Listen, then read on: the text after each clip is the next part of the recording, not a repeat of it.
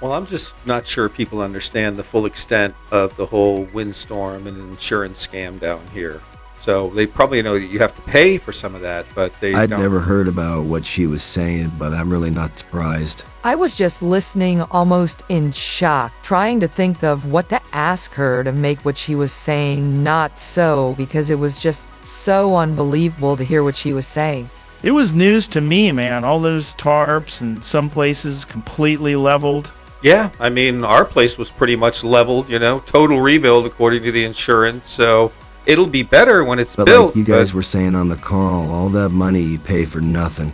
It's not her fault. She's not the agent. Even the agent doesn't make the I know laws. it's not her fault and she's just the representative. It's just ridiculous. I remember it was very upsetting when I heard that, and I remember thinking that this woman has already thought through every scenario and asked every question already, and no matter what I ask, it really won't matter. All right, let me explain to the folks at home what's going on here. So, what we're talking about is in 2022, Hurricane Ian plowed through the southwest corner of Florida, pretty much leveling everything, including everything along the beach, or especially all the older buildings, which members of my family actually had a timeshare there.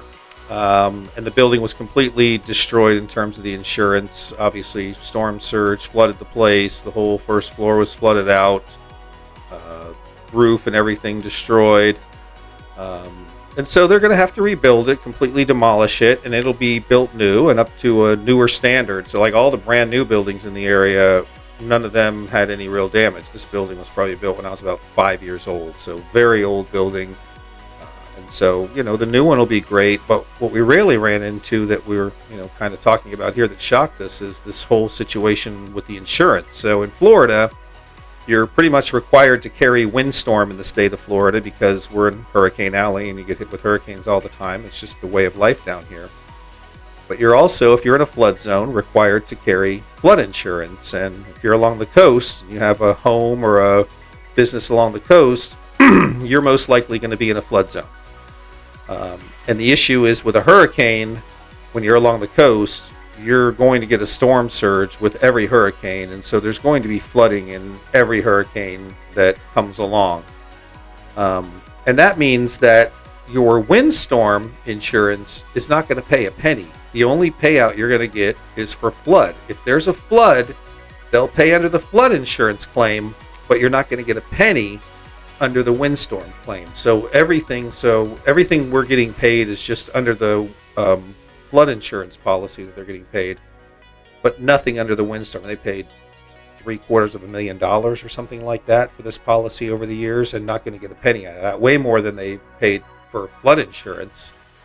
And so they are getting some money out of the flood, but it just kind of sucks that you paid a ton of money, and everybody in Florida has to pay for windstorm. But in the end, if you're along the coast, you're never going to get a windstorm claim paid because you're always going to get flooding with every hurricane. So you're going to pay a ton of money for windstorm, more than you're going to pay for flood, and you're never going to see a penny of that in a claim because there's always going to be a flood every time.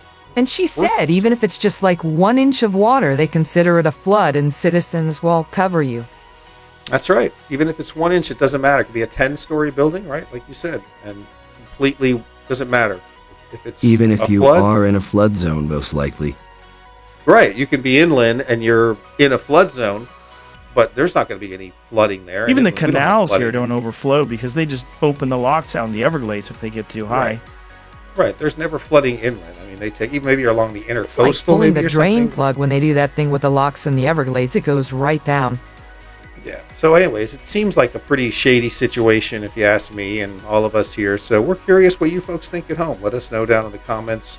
Even if what it's you like a think about that 10-story situation. condo, too. The first floor is flooded, it's a flood claim for the whole building, Right. no matter what was damaged. Right, the windstorm could destroy all the upper floors, but if it's a flood, it's only getting paid under flood insurance and nothing else. So I think that kind of stinks. Let us know what you think down below, folks.